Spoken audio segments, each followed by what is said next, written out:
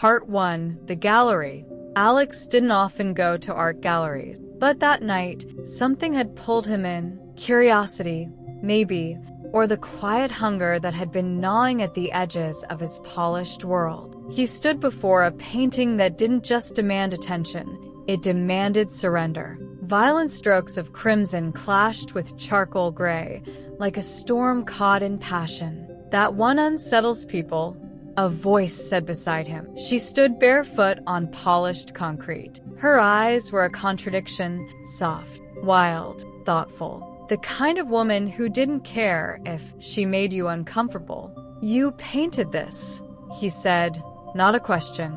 "I did," she replied. "What do you see?" "I see something trying to break free." Her lips curled, satisfied. "Then you see me." Her name was Mary. His hand brushed hers when they shook, and the jolt stayed long after she walked away. Part 2. Encounters. They met again and again. Coffee turned into wine, conversations into confessions. He asked questions with careful precision. She answered with chaotic truth. She wasn't impressed by his wealth, his title, or the curated image. She wanted his shadows, his edges. "You carry silence like armor," she told him once. "And you treat pain like pigment." She laughed. "Isn't that what we're all doing? Making something from the mess." The first time he touched her face, it was because he needed to feel something real. She didn't flinch. She leaned into it. In her presence, Alex felt naked even when fully clothed. Part 3. First night. The first time was in her studio. Rain on the windows, candles flickering, music low. She was painting, barefoot again, and he watched her from the doorway like one watches fire. "Come here," she whispered. He did. She reached for him, without hesitation. Her hands found the hem of his shirt, her fingers trailing against skin with reverence. "Are you sure?" she asked. "I've never been more." The clothes fell slowly. Mouths found skin. Her laughter came between moans, and he memorized every sound. He worshipped her like she was art, fragile, powerful, holy. When he entered her, it wasn't about lust. It was about hunger, connection. The way her body curved into his, the way she whispered his name like a secret meant only for the dark. Part 4. Falling. They didn't call it love. Not yet. But it showed up in the way she made coffee in his kitchen wearing nothing but his shirt. In the way he started showing up late to meetings just to kiss her longer. In the silence between their words, where meaning lived. They made love often. In his apartment, in her studio, once, recklessly, in a gallery after hours. It wasn't just sex, it was exploration. Each time deeper, each time new. But real love isn't just desire. It's fear. And it was coming. Part 5. The Rift. It hit suddenly. Alex's business partner made a move. Illegal, dangerous, and tied to Alex by signature. The media circled. His reputation trembled. At the same time, Mary was offered a 6-month residency in Tokyo. A dream. They sat in silence in her studio, tension thick. "I have to go," she said. "I've wanted this for years."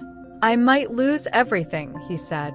They looked at each other across a chasm neither knew how to cross. "I'm not asking you to stay," Alex said. "But you want me to." She touched his face, gently. "You made me feel safe. But I can't disappear into you. And I can't hold you back," he said, broken. Part 6. Return. She left, and for weeks, he drowned in silence. Rebuilt his business.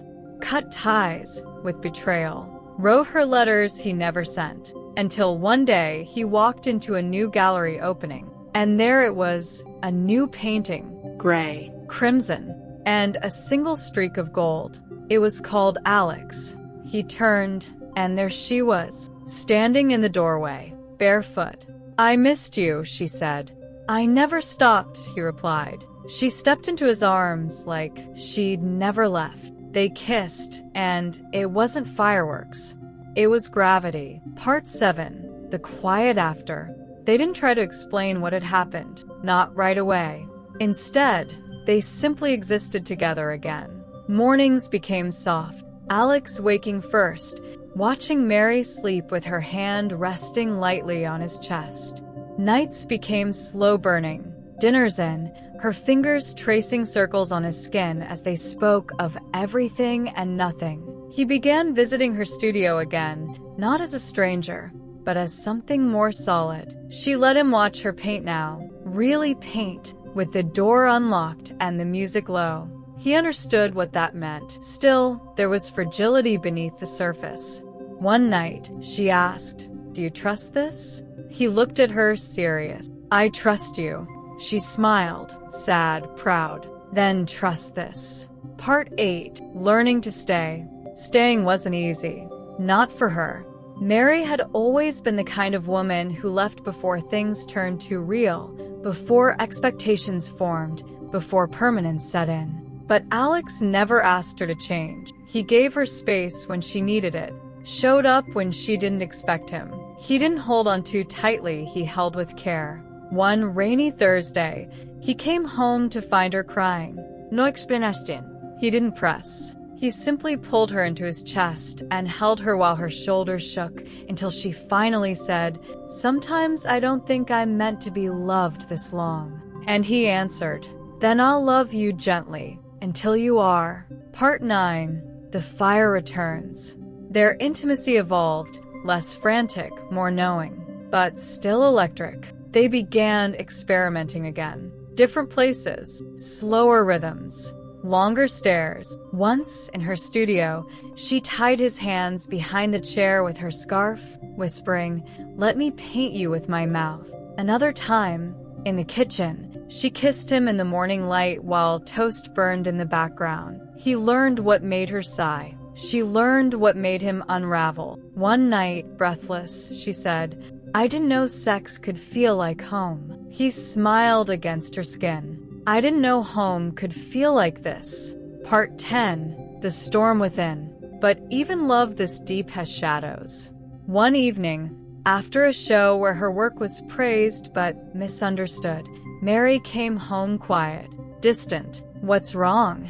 Alex asked. She shrugged. "They called my piece chaotic desire. Like it's something I can contain. Like it's decoration." "You're not a decoration," he said. "You're a revolution." She looked at him, eyes wet. "Then why am I scared to let you all the way in?" Alex stepped closer, took her hands. "Because you're human. And I'm not here to fix you. I'm just here." And then, for the first time, she let him all the way in. Not just her body, her memories, her scars, her guilt, the pain she still carried from her father, from old lovers, from nights she slept alone wondering if she was too much.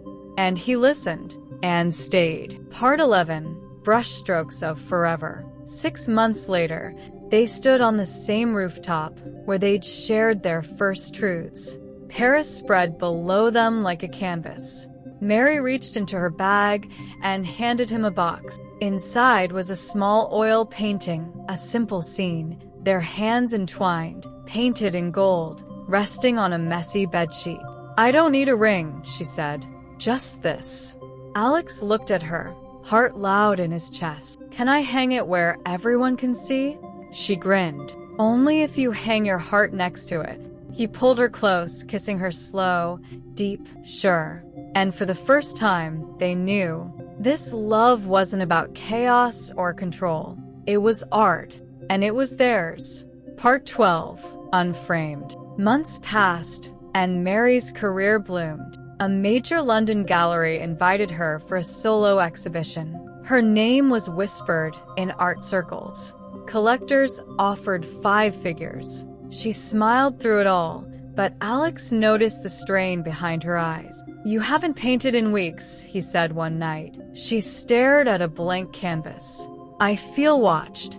Everything I make feels not mine." "Then paint for you," he whispered, coming up behind her, arms sliding around her waist. "Not for them. For the girl who used to draw on her bedroom walls." She turned in his arms. "You always bring me back." He kissed her forehead. You never really leave. That night, she painted barefoot, covered in nothing but his old shirt, while he watched her reclaim herself, one bold stroke at a time. Part 13. Disruption. It was subtle at first, unread texts, missed dinners, business trips extended. Alex was consumed by a new investment round, pitch decks, conferences, stakeholders. Mary supported him, but his absence echoed louder each week. One evening, he came home late. The studio lights were off. A note waited. I miss us. Not the show, not the sex, just us. The next morning, he canceled his flight to Zurich. Instead, he brought her breakfast in bed and a plane ticket to Florence, where she'd once told him she first believed in art. They left that night. Under a Tuscan sun, she laughed again freely. And he remembered that no boardroom ever held what her eyes did when she looked at him with nothing but sunlight between them. Part 14. Cracks and kisses. Even the strongest couples argue. And that summer, they had their first real fight. It began with something small. He forgot her installation launch, but it spiraled. You're disappearing again, she snapped. I'm trying to build something real. So am I. But I don't forget you exist in the middle of it. Silence. Hurt. Then, after hours of space and self-reflection, he returned, flowers in hand, guilt in his voice. I forgot you, because I forgot me. Without you, I don't know what I'm building anymore. She didn't cry. She didn't yell. She just opened her arms. And when they kissed that night, it was deeper, slower. Forgiveness threaded through fingers. Love rediscovered between whispered apologies. Part 15. A canvas for two. That fall, they moved into a bigger apartment. A sun-drenched loft with a spare room that became the messy room. Canvases, sketches, unfinished poems pinned to the walls. A space for both their worlds to spill over. They learned how to coexist fully. She painted. He coded. Sometimes together, sometimes apart. Sometimes naked in the middle of the day, tangled in each other, their lives layered like brushstrokes.